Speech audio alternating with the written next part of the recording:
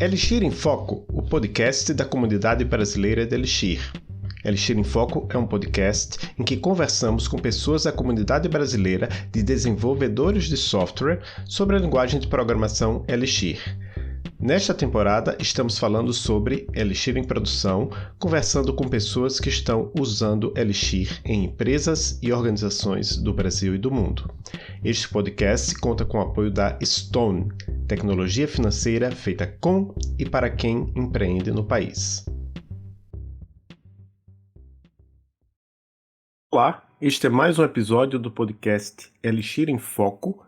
O tema desta temporada é Elixir em produção. Hoje vamos falar com Jader Correia e Anderson Konzen, da Árvore. Tudo bem, Jader? Você pode se apresentar para as pessoas que nos escutam? Tudo bem, Adolfo? Prazer estar aqui. Sou Jader Correia, CTO da Árvore, tenho 40 anos. Cresci na Árvore faz um pouquinho menos do que um ano, 11 meses exatamente, para ajudar a transformar a educação. E depois de ter uma longa caminhada na tecnologia, passei por muitas empresas de tamanho muito grande, muito pequeno, startups lá fora, startups brasileiras. Depois de viver muitas histórias diferentes, resolvi viver uma história aqui com o pessoal da Árvore. Muito legal. E agora é com você, Anderson. Você pode se apresentar também para as pessoas que nos escutam? E claro, tudo bem? Claro, tudo bem, pessoal. Bom, meu nome é Anderson Konzen. Eu estou na Árvore fazem quase 3 anos. Nesses 3 anos foi basicamente o que eu coloquei e comecei a lidar com Elixir em produção, né? Até então, nunca tinha trabalhado com Elixir. E acho que da minha parte também, eu sou formado em engenharia de computação, já passei por vários tipos de empresas, né? Web, impressora, carro. E hoje, né, nesses últimos anos, eu estou mais focado nas praticamente sistemas web, né? Essa seria uma introduçãozinha minha básica. A minha pergunta é para o Jader. Eu gostaria de saber o que é a Árvore, né? Tipo, como é a empresa de vocês, qual é o nicho dela, né, de mercado, né? Poderia falar um pouco sobre? Claro, a Árvore é uma EdTech, então é uma empresa de tecnologia focada em tecnologia para a educação. A Árvore nasceu da junção de duas empresas, Árvore de Livros e Quten, que se juntaram em 2019 com objetivos similares de levar a leitura e facilitar o ingresso de mais leitores no nosso mundo de educação. Então a gente tem duas verticais, uma vertical que é focada em livros, que é a vertical original da Árvore de Livros, e uma vertical que é focada em periódicos, que veio da Quten originalmente. A Árvore foca em facilitar a vida do professor, para que ele tenha condições de incentivar o aluno a trazer mais leitura para a sua vida. A gente acredita que a leitura transforma a vida das pessoas, então quanto mais uma pessoa adquirir o hábito da leitura, melhor essa pessoa pode vir a ser no futuro. Obrigado. Anderson, como que vocês utilizam o Elixir na Árvore? Bom, uma coisa que eu não comentei aqui na minha introdução, mas hoje eu atuo como Tech Lead Backend. Então, na Árvore, nós temos 2 times separados, de front e back. Então, Elixir a gente usa basicamente no back-end. Nós temos 3 aplicações principais, 3 aplicações que compõem a nossa plataforma, basicamente, e uma delas, que é a principal, ela foi construída usando o Phoenix.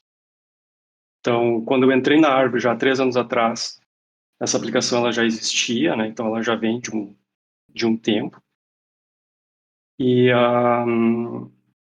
essa aplicação, como eu comentei, ela foi construída usando, né, Phoenix na época, e ela expõe algumas APIs, GraphQL, REST, principalmente para os clientes web e mobile, né? Então, os clientes eles são escritos em React, React Native, e basicamente essa aplicação, né, principal. Quem usa a Árvore, né, quem entra na plataforma, por exemplo, acaba eventualmente caindo nela e acaba caindo nessa aplicação que roda o Phoenix. E as aplicações legadas, daí a gente também tem outras linguagens, né, outras plataformas que rodam ali, mas a nossa principal mesmo a gente roda Phoenix. Essas legadas, vocês têm algum plano de migrar para o Elixir ou não? Temos planos. Vai muito. A gente tem um trade-off hoje em dia que é conseguir atender as demandas de produto, né? Esse mercado de EdTech, ele está crescendo muito nos últimos anos, nos últimos tempos, né? Ainda mais com a pandemia, para nós, assim, deu para notar bastante uma demanda maior quando o pessoal fica mais em casa. Então a gente tem que sempre fazer tipo um peso entre entregar demandas de produto, novas features, por exemplo, fazer o nosso ongoing, né, dos produtos atuais, e também lidar com essa parte legada, né? Então hoje tem uma plataforma mais legada que a gente está começando a pensar em trazer, né, para uma tecnologia mais moderna.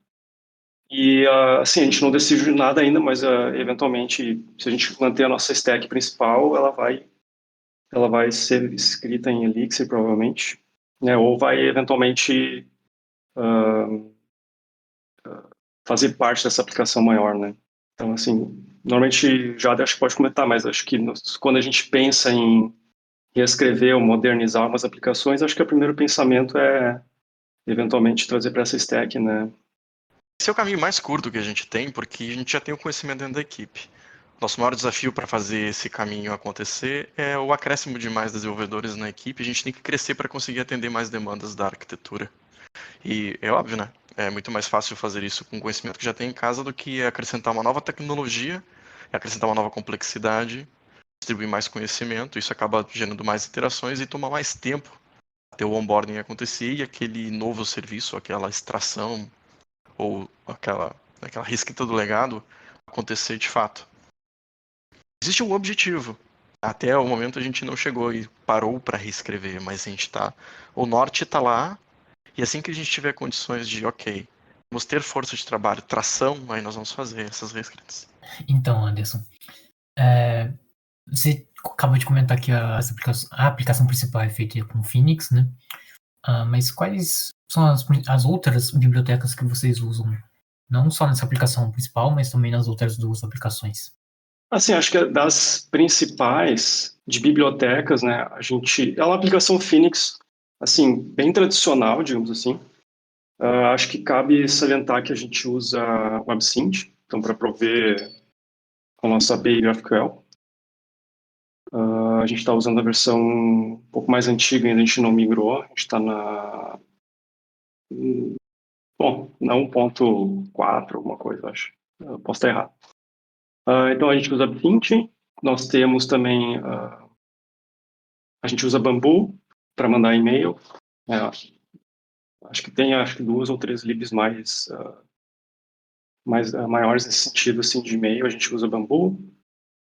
A gente também usamos AWS para fazer comunicação com S3, com a AWS. De parse de JSON, a gente usa o JSON, que acho que é a lib que hoje, quando alguém roda, né, a instalação, faz a criação de um novo projeto Phoenix por default, é a lib que eles colocam como convenção. E além de, é claro, né, a gente também trabalha com banco MySQL e Postgres. Então a gente tem o MySQL, Postgres. Essas, assim, são libs de produção, digamos assim, né? Acho que é nessa linha que tu perguntou, né, Matheus? Essas principais bibliotecas que a gente usa, né? Isso, exato. E, bom, e para teste, a gente usa o Credo para fazer uma análise, né, de saúde do código ali. A gente não usa todas as regras que ele impõe, né? A gente está usando aos pouquinhos. E usamos Mox, Ex Machina, fazer factories. Tem uma lib legal que é o Assertions, que a gente também usa algumas coisas, que ele traz alguns comandos a mais do que o XUnit provê em termos de asserts, né? E acho que essas são as principais. A gente tem o Dialixir, mas a gente não usa o Dialixir para fazer análise estática, assim. No código em si, a gente está tentando cada vez mais priorizar essa questão de escrever as specs, ter os tipos, mas a gente ainda não chegou num ponto em que a gente consegue rodar o Dialixir, o Dialyzer e ter tudo funcionando, né? Tudo funcionando, eu digo assim, um reporte legal que eu consiga extrair coisas boas ali. É mais para a questão de organização de código mesmo, para os devs. Então eu diria assim que é um conjunto de libs bem tradicional de uma aplicação web, né? Do meu ponto de vista.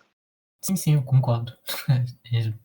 Geralmente é o que algumas libs já vêm por padrão, né, no próprio Phoenix, e os outros são as mais usadas. Uma pergunta para você, Jader. É a questão do Erlang. É mais uma curiosidade que eu lembro que você já é o terceiro CTO que a gente entrevista aqui no Elixir em Foco. Eu não lembro de ter perguntado isso para os outros dois, mas aproveitar que você está aqui e perguntar: vocês usam Erlang na Árvore? Existe alguma coisa onde a equipe precisa colocar a mão em Erlang mesmo e não apenas no Elixir?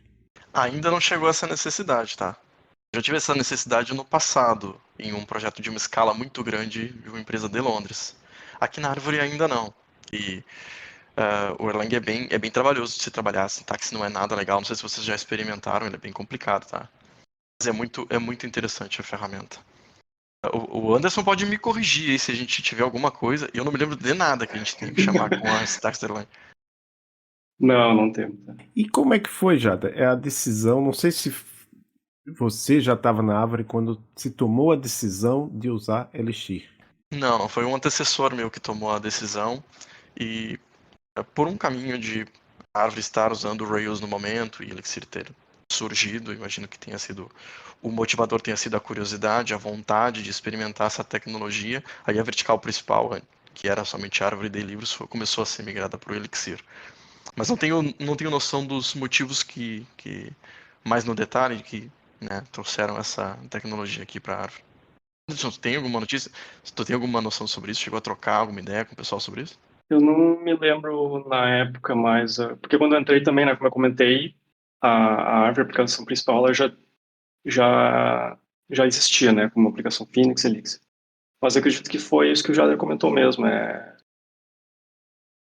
assim, a experimentação, né, de uma tecnologia nova, e também acho que era o foco da questão de que o Phoenix, né, como selling point dele, assim, era a questão de ter essa questão que o Rails, há um tempo atrás, ou ainda tem hoje, né, de questão de performance em nível de thread e tal, e o Elixir com essa questão de também de cada request ter o seu próprio processo e ser bem rápido, né, isso eu acho que foi um ponto que fez com que a gente acabasse migrando de Rails para Elixir na época.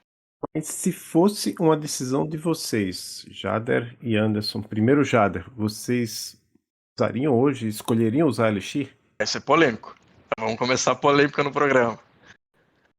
Para ser bem sincero, o que nós utilizamos hoje de tecnologia e a nosso volume, nosso throughput, a gente conseguiria atender com qualquer tecnologia mais recente do mercado.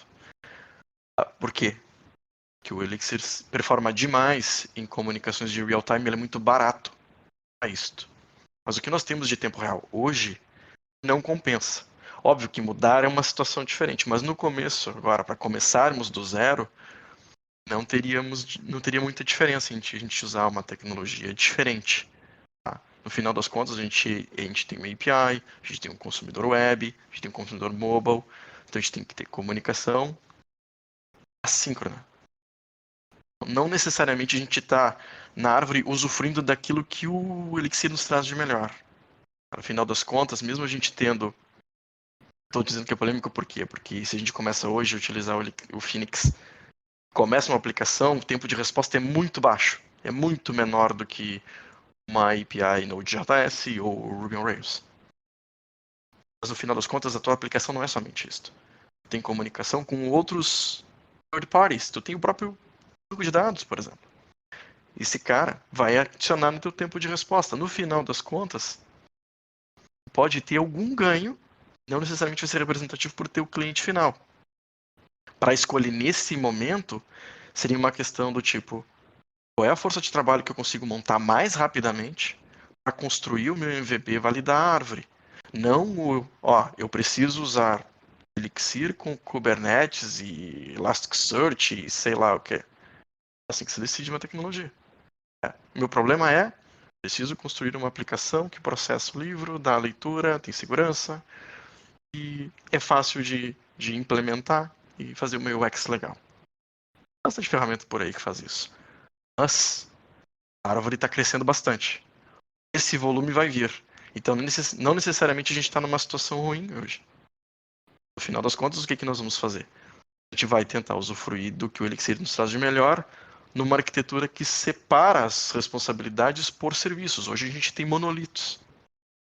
Uma aplicação que lê o periódico, uma aplicação que lê o livro, tem uma outra aplicação que faz sessões e a entrada do usuário para a escolha de que vertical que ele tem. A gente pode quebrar isso em menores unidades que vão ter maior performance. Aí a gente vai começar a usufruir melhor do Phoenix. É a minha versão também, Adolfo? Sim, sim. Vamos lá? Hoje em dia eu sou da opinião do Jader também. Assim, só contar um pouquinho, entrar um pouquinho na minha história, né? O porquê que eu quis trabalhar com Elixir, né? E acho que a minha história ela é muito parecida com de muitas outras pessoas, né? Antes de trabalhar com Elixir, eu trabalhei alguns anos como desenvolvedor Android e Java, né? E acho que tem muita gente desse mundo Java, por exemplo, que acaba migrando para Ruby, Elixir, né, ou outras. E na época, para mim, foi uma coisa... Enfim, eu trabalhava com projetos, de certa maneira, legados, né, eram ongoing. Então, tu acaba meio que ficando num patamar ali que é sempre mais do mesmo, né? Tu não vê, assim, tu acaba perdendo uma certa motivação e ao mesmo tempo, né, a tecnologia, ela tá todo dia aparecendo coisa nova para brincar, para te motivar, enfim. E o que mais me pegou, assim, foi a questão de sintaxe, a questão de ser mais dinâmico, né? E isso o Ruby também fornece, né? Tanto que o meu primeiro, antes de Elixir, né, o Ruby que me chamou muita atenção, assim. Depois de vários anos sem ter contato, né, com Rails, e depois eu meio que redescobri, assim, e para mim começou a fazer muito sentido, né? Então, acho que duas coisas, né? Fez sentido para mim naquele momento, né? Essa sintaxe, essa coisa mais dinâmica, e a questão de ter alguma motivação extra, né? Uma motivação nova. Claro, dado aquele contexto que eu estava. Agora, num contexto, né, de uma empresa que nem o Jader comentou no nosso caso, né?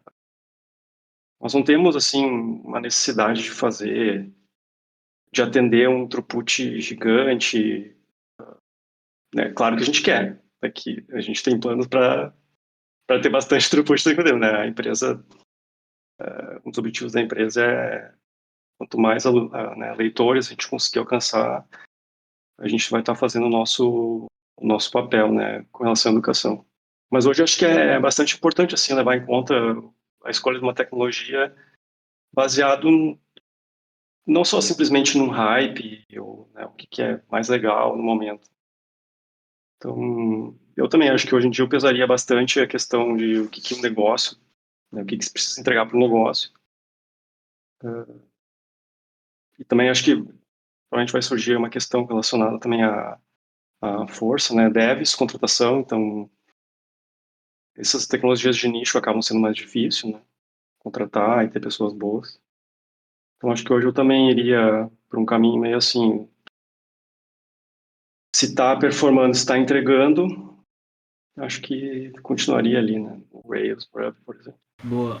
A próxima pergunta veio do Rafael Gorski. Desculpa se eu errei seu sobrenome. Mas ela veio do Twitter, né? E são duas perguntas em uma, né? A primeira é como funciona a parte do gerenciamento e a governança de bibliotecas em sistema Elixir no ambiente de produção. E a segunda é como é a experiência do desenvolvedor quando existe uma mudança e quebra uma biblioteca em Elixir. A priori, essa pergunta seria para o Anderson, mas fica aberto para o Jader também comentar sobre. Acho que assim, pegando a vivência que nós temos na Árvore, né? Nossa aplicação, nosso artefato é uma release do Elixir, né? Então a gente usa o Mix Releases, a gente cria um artefato e a gente põe isso em produção como uma imagem em Docker. Então, dentro do nosso pipeline, a gente tem várias etapas, teste, validação. Então, a gente garante que das bibliotecas que a gente está usando, existe uma validação e lá em produção a gente tem uma certa garantia que não vai quebrar, né, a aplicação por causa de uma lib que mudou, né? Então, assim, eu acho que a governança, né, e o controle de versionamento de bibliotecas, ela mais ou menos segue o padrão, diria que um padrão do mercado, né? Tu tem que, claro, né, cuidar das versionamentos das bibliotecas, mas como a gente também tu faz a declaração das bibliotecas nas versões no Mix, e tu tem o mix.lock para garantir que tu vai ter, né, tu vai conseguir reproduzir aquelas versões, acho que isso já dá uma certa confiança, né? E é claro, nós, assim, na Árvore, a gente tem essas bibliotecas principais, como a gente conversou um pouco antes.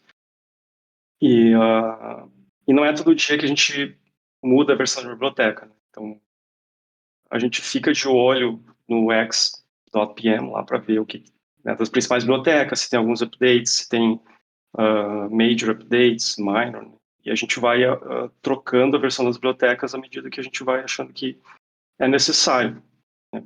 Eu até achei interessante que, acho que foi essa semana, ou semana passada, o Valim, acho que ele até retweetou ou falou alguma coisa sobre projetos no GitHub que estão há anos sem ter um commit, né?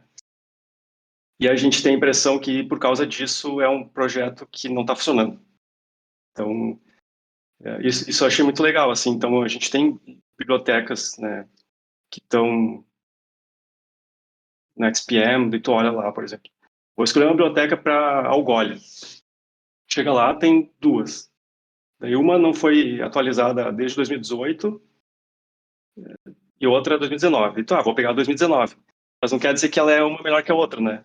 Talvez a de 2018 funcione melhor que a mais atual.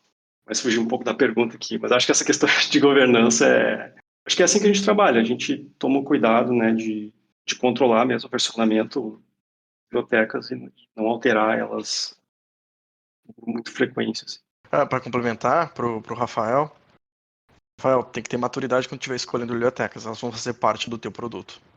Então, quando tu estiver escolhendo uma que está imatura, por exemplo, eu usei Broadway quando estava no 0.2 até 0.6, não sei que versão que está agora. A cada versão, e era minor, a cada versão era um pavor. Era trabalhoso porque quebrava a API.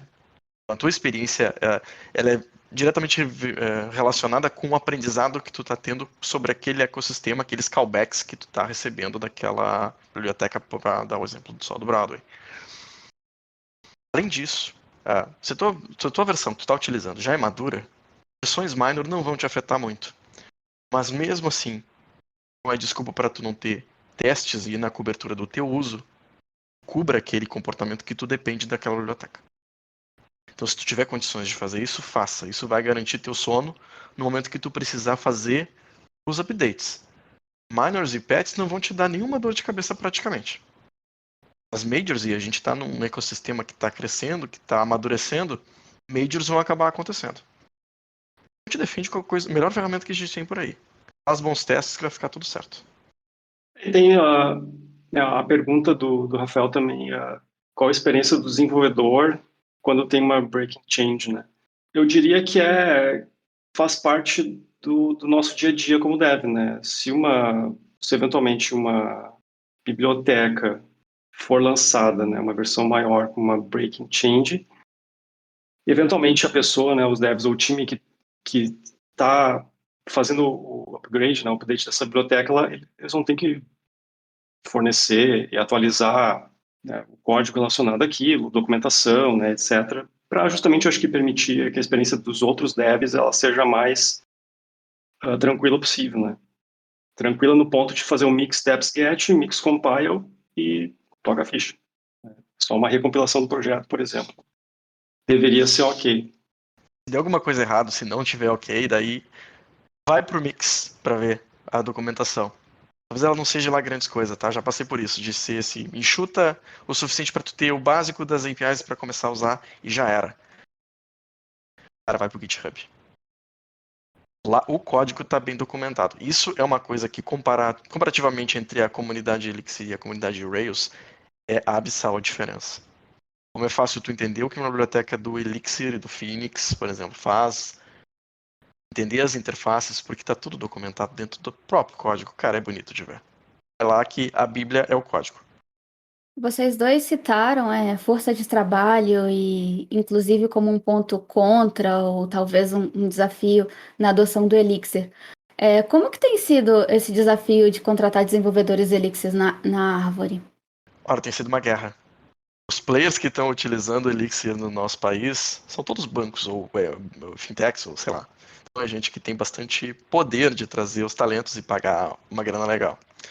A gente foca no que a gente pode fazer. A gente tem mostrado a nossa cara para a comunidade, tem conversado, participado de eventos, a gente traz a nossa rede para perto para tentar convencer a galera que o que a gente faz é legal, que o nosso ambiente é bom, que os nossos valores são muito fortes e a gente tenta convencer os talentos. Uma estratégia que tem acontecido agora, a nossa estratégia de curto prazo, eu entrei na Árvore há pouco tempo com esse desafio de crescer o time. A primeira ferramenta que eu tenho na mão é a minha rede. Então eu vou acionar na minha rede quem gostaria de pegar e vir para a Árvore. Rede e LinkedIn é uma ferramenta para fazer isso, né? E a outra parte da estratégia é criar o talento em casa. Nós temos uma cultura forte. A coisa mais fácil que eu posso fazer é escolher pessoas brilhantes que estão ali muito afim de estudar e muito afim de se desenvolver. Ver se elas têm afinidade com essa tecnologia, porque pode não ter e está tudo certo. Quem tiver, vem para cá que a gente vai cuidar da tua carreira, vai te construir aqui dentro. E aí entra, tipo, olha, eu consigo romper essa barreira de não estou encontrando no mercado, mas eu sei que num período de 12 meses eu vou ter construído uma pessoa plena para trabalhar na minha equipe como backender. Então a gente está indo neste caminho, a gente tem um pool de talentos dentro da nossa equipe e uma parte da nossa equipe é um grupo de pessoas júnior que está em construção, tá aprendendo sobre tecnologia e formação dentro da tecnologia, o teu desenvolvimento nunca é relacionado apenas à ferramenta, não é somente ao Elixir. É o Elixir, é o Phoenix, é como esse cara interfacia com o banco de dados e como é que o mundo web funciona além das tuas soft skills. Então tem bastante coisa para ser construída. No final das contas, no final desse período, o que eu quero ter é uma pessoa que já entende o que a gente faz e por que bem engajada dentro da equipe. Assim que a gente tem equilibrado essa balança. Nós ainda estamos contratando, nós temos vagas abertas, pessoal, nosso grupo está lá, por favor, bota no Google. Se quiser ver vaga na Árvore, por favor, venham falar conosco. E, o difícil está em conseguir brigar com aquele mercado, mas eu sei que tem gente que vai entender o que a gente faz aqui é importante, então venha trabalhar conosco. Um monte de pessoa legal aqui, gente talentosa pra caramba como o Anderson, pra cá que é legal. E vocês falaram que tiveram um crescimento na demanda durante a pandemia, mas na pandemia também explodiu o trabalho remoto, principalmente globalizado. Vocês sentiram um impacto nessa dificuldade de contratação ou já era difícil e só continuou? Olha, acho que quando eu comentei da pandemia, né, da demanda, é que a Árvore, ela, por exemplo, o Jader entrou, né, Jader em setembro, do ano passado. Pouco menos de um ano aí. Até setembro do ano passado, a nossa equipe era metade do que a gente tem agora. Talvez um pouco menos ainda. Então, a demanda aumentou em termos de usuários, né? Como a gente é uma plataforma de livros, leitura, então os pais em casa, com os filhos, né? Acabou que as pessoas começaram a usar a Árvore não só na escola, né? Na aula de português, digamos, ou na aula de literatura, enfim, mas começaram a usar mais. Então, a gente viu um crescimento maior da plataforma em si. E também, né, ao mesmo tempo, isso gerou oportunidades de negócio. Então, aquele planejamento que eventualmente, né, produto comercial tinha feito, né, para um trimestre, um ano, etc., se acelerou, né? Então, provavelmente, sem pandemia, a gente teria um crescimento mais lento, né, nesse último ano, por exemplo. Mas eu diria que, por exemplo, o fato de ter pandemia ou remoto, para nós não afetou. Porque eu, por exemplo, já era remoto antes, né? A Árvore, a Árvore tinha 2 escritórios, né? Um no Rio e em São Paulo. Então, acho que antes também o desafio era o mesmo, né? O que a gente começou a sentir foi justamente quando a gente começou a crescer mais o time e daí realmente precisou ir atrás de mais gente, né? Então, acho que isso que aconteceu com a Árvore, assim, nesses últimos 2 anos, por exemplo. Em termos de contratação, na realidade é mais fácil trabalhar remotamente. Então, o que aconteceu com a Árvore é um cenário parecido com o que deve ter acontecido com outras empresas. Tu precisa abrir teu pool de talentos de uma forma mais abrangente para conseguir colocar mais pessoas para dentro.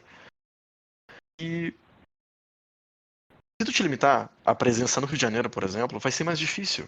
Se tu tiver, preciso de alguém num office em Porto Alegre, vai ser mais complicado. Tu vai dividir, vai disputar aquele talento com as empresas que estão ali.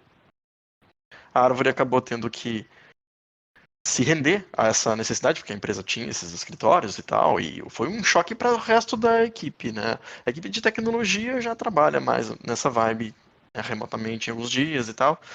Essa mudança foi mais tranquila. Em termos de contratação, tem acontecido uma coisa que é interessante. Todo talento que a gente vai conversar, a pergunta é, vai voltar a ser presencial ou não? As pessoas não querem voltar para presencial. As pessoas desenvolvedoras não querem voltar. Tá tão legal trabalhar de casa. Aqueles que não tinham tido essa experiência ainda. Tá tão bom isso daqui, pô, tô aqui no sofazinho, parará, parabada. E aí isso tem sido uma moeda do tipo, não te preocupa.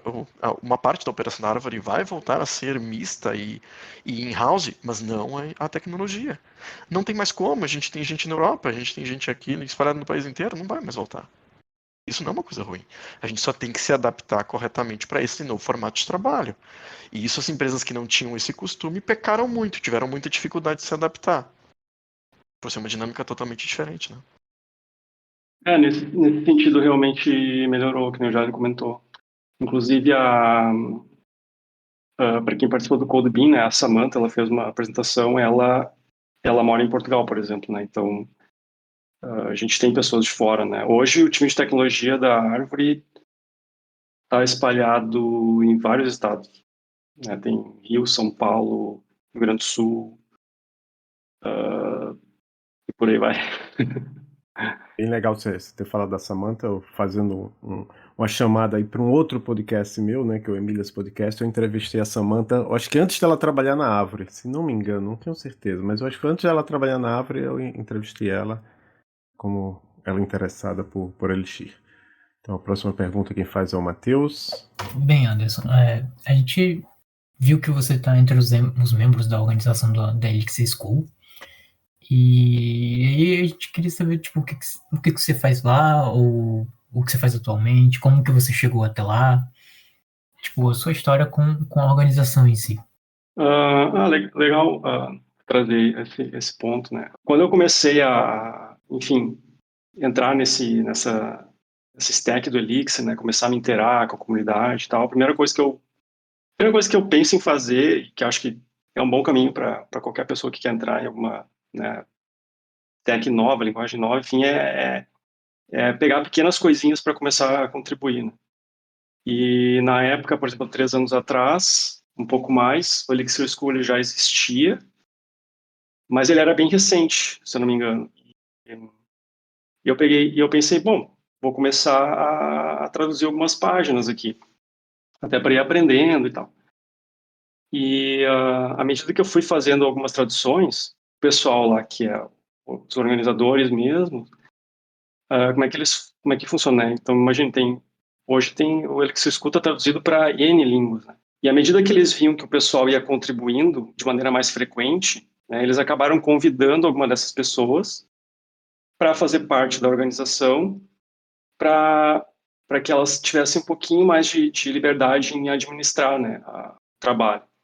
Então, eu fui convidado para participar como eu estou num time de tradutores. Então, Elixir School, ela tem uma organização ali dentro de GitHub de times. Então, tem a galera que faz parte do core mesmo, que são o pessoal que cuida da infra do site. Tem, claro, outras pessoas que contribuem com posts, né, criam material. Eu nunca cheguei a fazer nada desse tipo, né, criar material mesmo assim, em post. É mais na questão de tradução mesmo. Então, eu fui convidado como um membro ativo da organização e com, por exemplo, permissões de dar merge, fazer approves nas traduções do pessoal. Então, hoje, não vou saber dizer, mas tem algumas pessoas que estão num time de tradutores de português, né, que é o que eu participo. Então, hoje, né, desde antes, hoje eu né, não estou mais traduzindo, eu parei um pouco, faz um tempinho que eu não contribuo ali. Mas toda hora tem alguém fazendo uma correção, traduzindo uma página nova para português. E daí o meu papel hoje é ir lá, olhar, conferir, fazer um review, né, dar um feedback e eventualmente aprovar, por exemplo, o PR, mesclar ele. Então, isso é mais ou menos a minha participação no Elixir School. Muito bom. Toda a equipe está de parabéns. A gente aqui, eu acho que a gente já deve ter indicado em outros momentos. A Cristina escreveu um post lá em inglês, né, no blog deles. Acho que a Sofia De Benedetto, que a gente tem contato também. Eu acho que a Sofia faz parte da equipe, se não me engano, né, Sofia De Benedetto? Com certeza. Acho que ela é bem ativa. Até eu acho que vai ter uma versão 2, né, do site, que eles vão colocar até os podcasts. Eu lembro que eu acho que o Doomspork, se a gente está pronunciando corretamente, eu acho que ele tweetou lá, né? A gente vai ter uma sessão de podcast, mas está na versão beta ainda.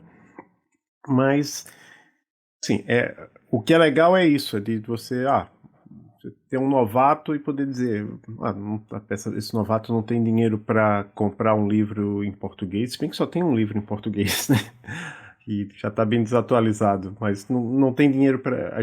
É interessante a gente poder falar para um novato que ainda não sabe inglês, né? Dizer, olha, tem algum recurso em português, tem ali a Elixir School, no caso tem também quem ouviu nossos episódios anteriores do Elixir Lab, agora o Elixir em Foco, então tem vários recursos.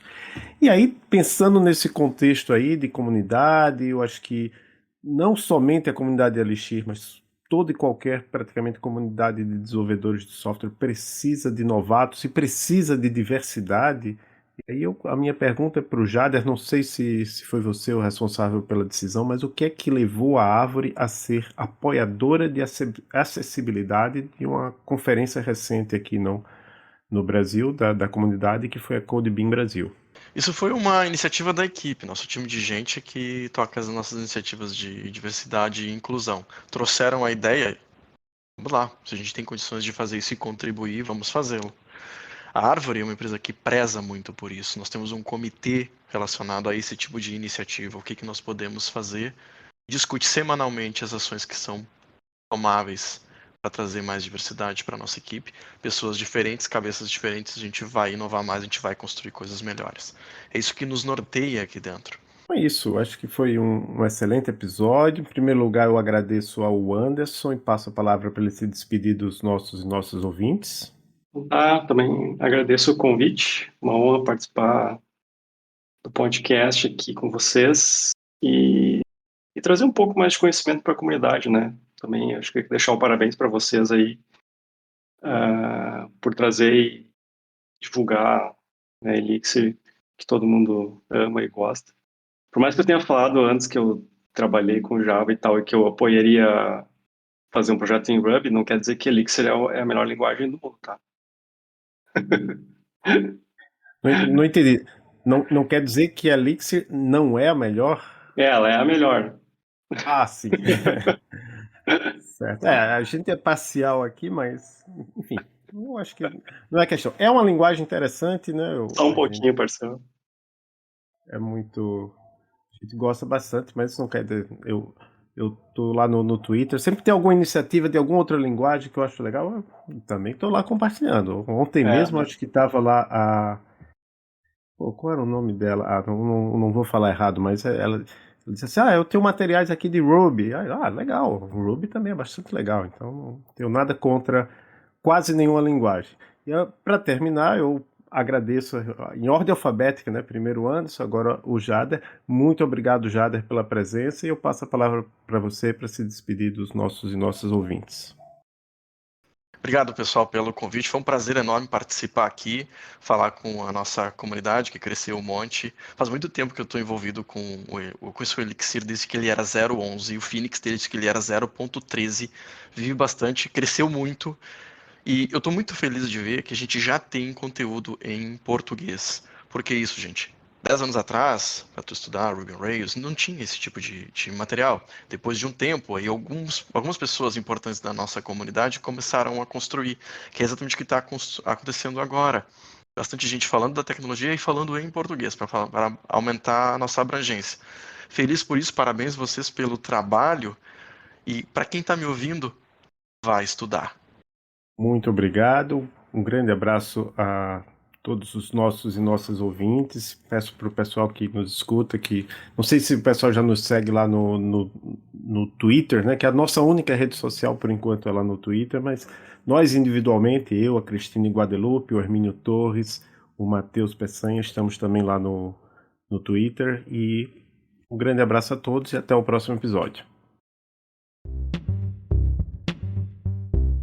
Obrigado por escutar este episódio do Elixir em Foco. Nosso site é elixiremfoco.com. Estamos no Twitter como @elixiremfoco. Nossos episódios são mensais e são publicados na primeira quarta-feira do mês. Quer mandar uma pergunta para a gente? Você pode mandar um áudio pelo Anchor ou pelo Twitter. Um abraço.